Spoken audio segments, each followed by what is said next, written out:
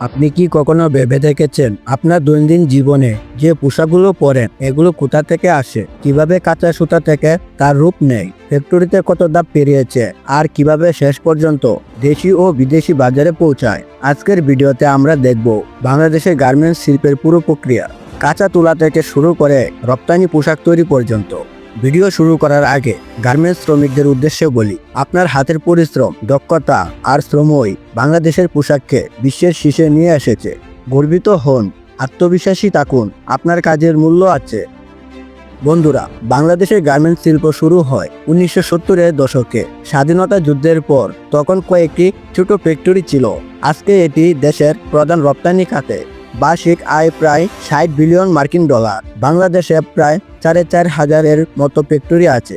40 লাখেরও বেশি মানুষ সরাসরি এই শিল্পে কাজ করছে এবং অনেকেই সরবরাহ চেন বা এই সেক্টরে যুক্ত। দেশের জিডিপিতে অবদান প্রায় 12 থেকে 13%। বাংলাদেশের গার্মেন্টস শুধু অর্থনীতির জন্য নয়, বিশ্বের পোশাক উৎপাদনের শীর্ষ দেশ হিসেবে পরিচিত।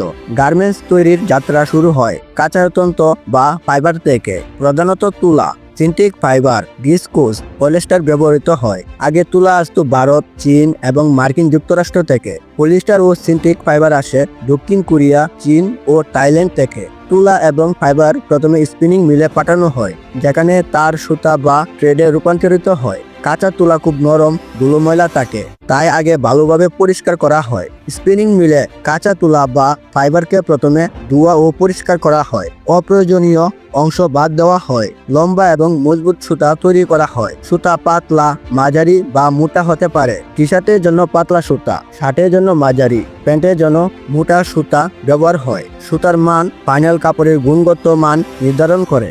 সুতা পাঠানো হয় উইভিং মিল বা নিটিং মিলে। উইভিং শার্ট, প্যান্ট, জ্যাকেটের জন্য ব্যবহৃত হয়, আর knitting T shirt, polo shirt, hoodie তৈরিতে ব্যবহৃত হয়। এখানে সুতা বুনে তৈরি হয় গ্রে ফেব্রিক, অর্থাৎ রংবিহীন কাপড়।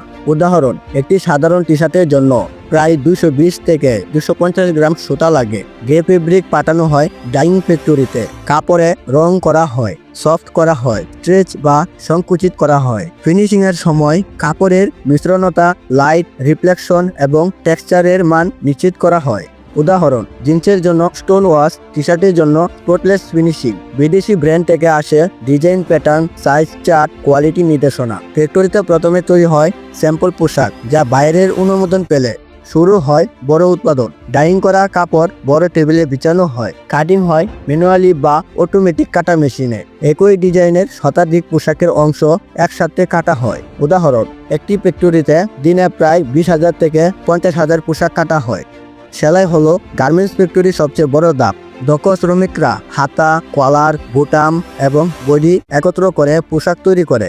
এক পোশাক তৈরিতে একাধিক কর্মী কাজ করে। মেশিন ও হাতে সেলাই মিলে তৈরি হয় নিখুঁত পোশাক। এবং গার্মেন্টস ফ্যাক্টরিতে একজন শ্রমিক প্রতি ঘন্টায় প্রায় 80 থেকে 100 টি শার্ট সেলাই করতে পারেন। প্রতিটি পোশাক সিকিউ ইউনিটে পাঠানো হয়। সেলাই ঠিক আছে কিনা, রং বা দাগ আছে কিনা, সাইজ ঠিক আছে কিনা, ত্রুটি থাকলে তা আবার ঠিক করা হয় এবং কিউসি পাস হওয়া পোশাকই রপ্তানির জন্য যায়। কিছু পোশাক ওয়াশিং ইউনিটে পাঠানো হয়। Stone wash, enzyme wash, soft wash করা হয়। পোশাকের লুক ও ফিট ঠিক করা হয়। এতে পোশাক আরও আকর্ষণীয় ও আধুনিক রূপ পায়। উদাহরণ, জিন্সের জন্য স্টোন ওয়াশ, রঙিন টি শার্টের জন্য সফট ওয়াশ। ওয়াশিং শেষ হলে পোশাক আয়রন করা হয়। ট্যাগ ও লেবেল লাগানো হয়। পলি ব্যাগে প্যাক করা হয়। কার্টুনে ভর্তি করা হয়। প্রত্যেক কার্টুনে থাকে বারকোড ও ব্র্যান্ড তথ্য।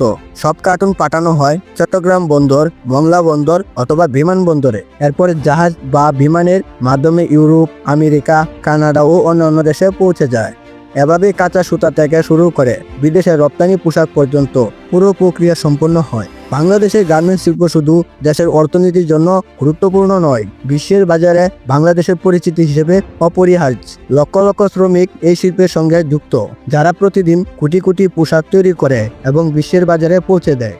ভিডিওটি যদি ভালো লাগে একটি লাইক দিন এবং আমাদের চ্যানেল এসএল ইতিহাস স্টোরি সাবস্ক্রাইব করুন এবং কমেন্টে জানান আপনি আর কোন ফ্যাক্টরি প্রক্রিয়া দেখতে চান। ধন্যবাদ।